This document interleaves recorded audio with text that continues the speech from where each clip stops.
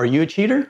Today we're going to be talking about cheating and fusion animations. We're going to be making this spinning, twisting, ring sphere animation. I'll tell you right now, this is fake 3D, but it's not the kind of cheating I'm talking about. But I did use a cheat to make this animation. This kind of cheating, it's okay, and it's even good. I have no problem with it. Other kinds of cheating, and you know what I'm talking about, bad.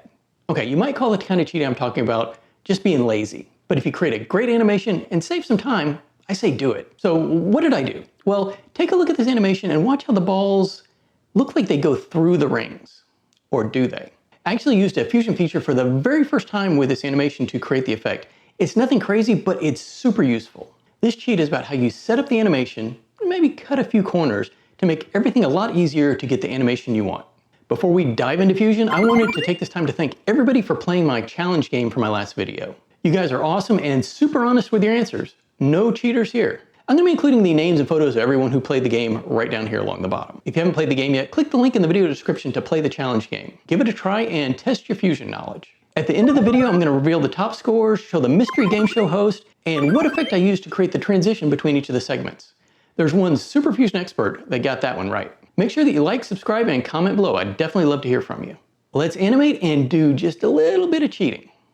All right, here's our animation. I wanted to take a moment to just kind of step through this to show you kind of where the cheat is and why I did it. And we're going to talk about how I did it in just a little bit. Let's pause this animation and see what's going on here. We're going to slow it down. I'm going to step through it.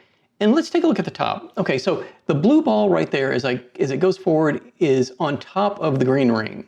It goes right into the middle of the green ring.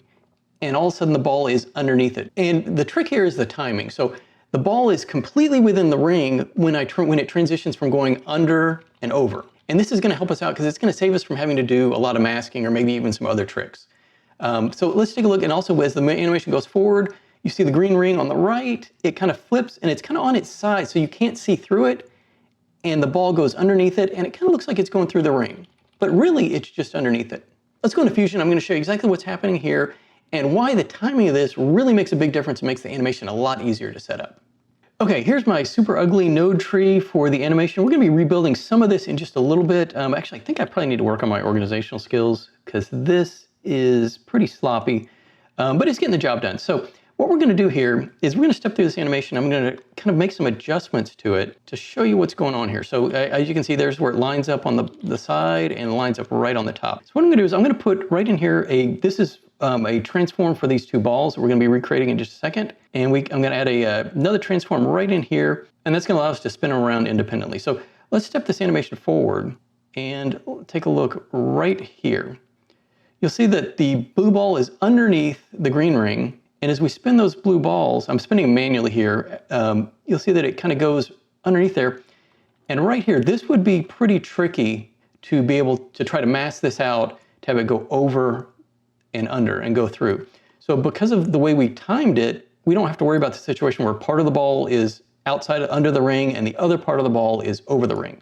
This makes it a lot simpler, and as the animation is running, you don't even really notice. So we'll take this off again. When it lines up, we don't have to worry about any extra masking. We just set the ball to be below the ring right here, and as we step forward, above the ring. Now that you kind of see what's going on with the rings and maybe the little trick I used, let's build the animation. I'm going to show you how I did the under-over part, that's the thing that I hadn't used before. And it turns out to be super useful, and I'll probably be using it a lot. We have a blank composition. The first thing we're going to do is make the two blue balls and kind of rotate them around. That's going to be the starting point. So we're going to take a black background and put it into the media out. And everything's going to be built on top of that. So we're going to use the shape system to do this. So hit Control Space and search for S ellipse. And we need a render node. So Control Space S render.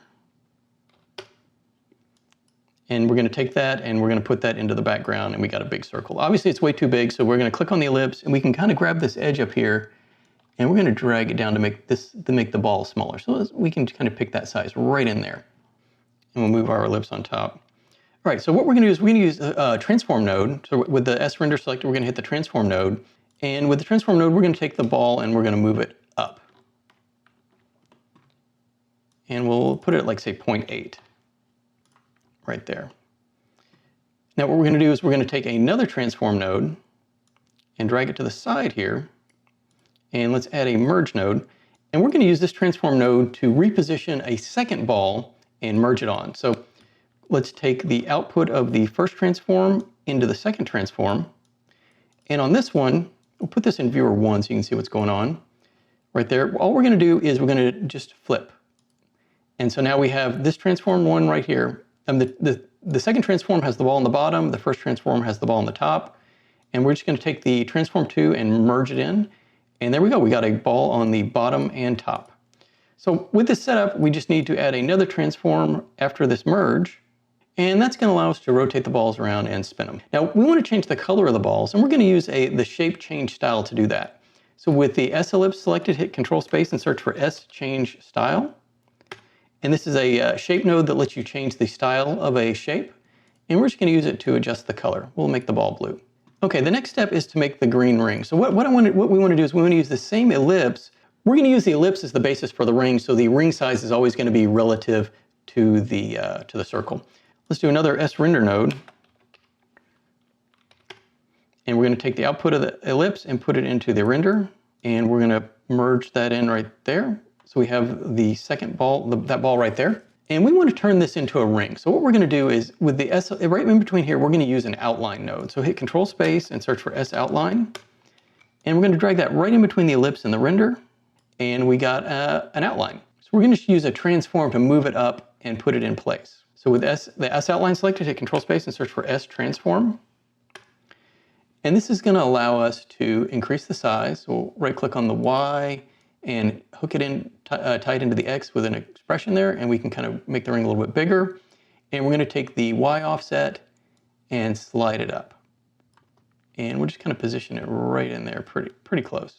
And now you'll notice if we take the ellipse and we make it bigger, they're going to be proportional. So as we make the ball bigger, the ring is going to get bigger to fit. Okay, so next step is to actually spin these things around. So we have a transform here for the balls, and outside of this render, we're going to add a transform for the ring. All right, let's go to the transform for the balls. Set the angle to 0 and go to the first frame, and we're going to keyframe the angle, and we'll go to frame 100, and we want the balls to move around this way 360 degrees. So every 100 frames, it's going to spin 360 degrees all the way around. And we want that to continue, so let's go to the spline editor, choose the angle, and we'll hit select all, select these frames, and we're just going to hit this set relative. So the balls will keep spinning even after our keyframes. And we're just going to do the same thing for the ring.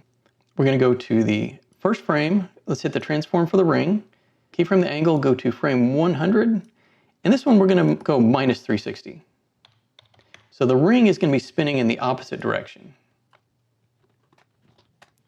Make the ring a little bit thicker. So we're going to go to the S outline and we can change the thickness of the ring a little bit. And let's change the color. We're going to do the exact same thing we did before with the S transform. We're going to hit Control Space and search for S change style. And let's choose a green. Something like that.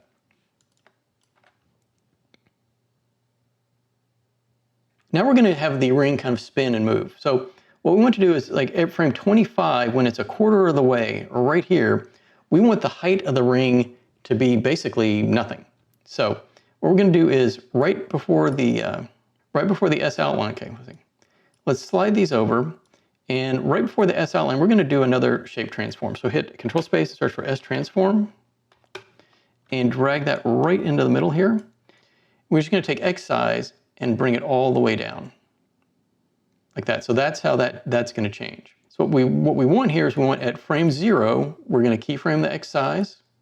Then we're going to go to frame 25, a quarter of the way through, right when the ball is exactly in the middle, and we're going to take the X size and bring it down. And the ball goes right through the ring, just right there. And we just want this animation to continue and repeat. So we're going to go open up the spline editor, select the keyframes here, and we're going to just, we're going to flatten this curve to kind of give it a little bit of easing, and we're going to hit the ping pong option. And the ring's going to bounce back and forth between those two states. And you'll see here the ring stops right there. That's because we need to continue it. So what we're going to do is we're going to go back to the transform for the ring. This is the one that did the rotation. Choose the angle, select all the frames, and we just need to do set relative on this one as well. And the one I did, there's a little bit more spinning and twisting, but I think this will kind of give you the idea of what's being set up. So now, all right, now that we have the basic animation set up, we need to create the illusion of the ball going through the ring. And obviously we don't have that right now because the ball's always underneath it and the ring is always on top. So we're gonna use this awesome feature of the merge node called operator. I've not used this a lot, and I think I'll probably be using it a lot in the future. So we're gonna click merge 6, and we're gonna step through right here. The ring is on top. This is the merge node for the ring. If we change the operator to under, it's gonna put the ring under the foreground. And this is really great, and the awesome thing is that it's keyframeable. So we're gonna use this. So we're gonna set it to over, and we're just gonna step through here, and we're gonna keyframe the operator property, step over 1 frame, and we're gonna set the operator to under. And then all of a sudden we have the ball going through the ring. We're just gonna kind of continue the animation, and right here the ball is on top of the ring. Gonna go right in the middle, and we're gonna keyframe the operator 1 frame over, and we're gonna click the set the operator to over, and it's gonna have the ball go under. So same kind of effect. Now all we need to do is just keep repeating this. So go to the spline editor, and we'll select all our keyframes, and click this option right here to repeat. And it's just gonna keep repeating the over-under sequencing. You see we need to change it here too. That's over right there. So the ball we want to go under. So we'll back up just a little bit, and we'll keyframe the property right there. And at this point, we're gonna set it to over again. So the ring is gonna be on top. Once it's through there, we can keyframe it back, and we're gonna switch it back to under. So it's gonna keep repeating the under-over sequencing.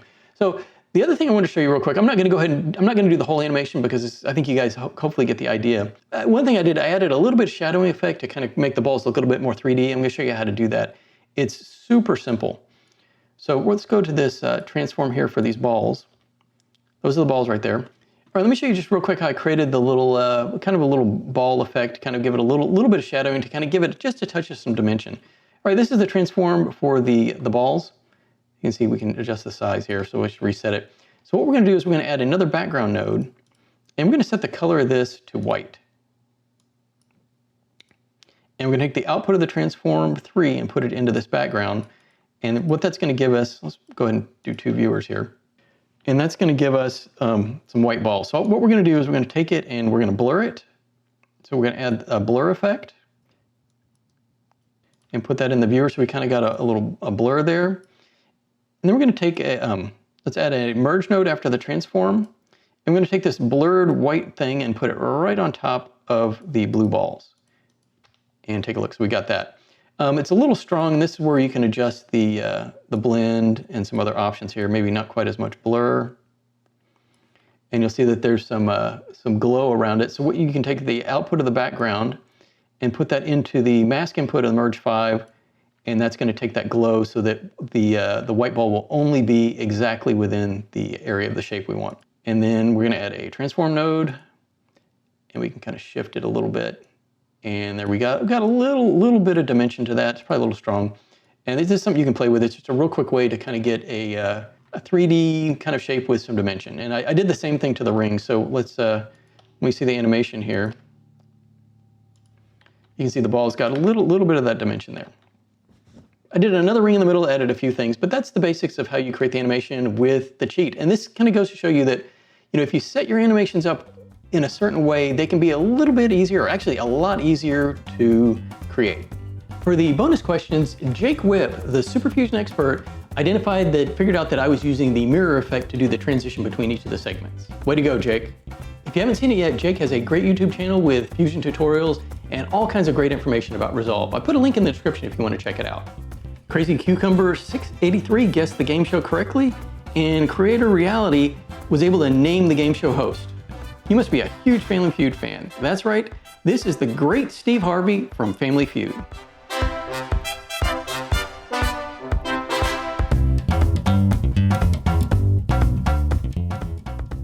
Thanks so much for watching. I got more exciting videos coming real soon, including a new project I'm working on that I know you guys are gonna love. Should be super interesting.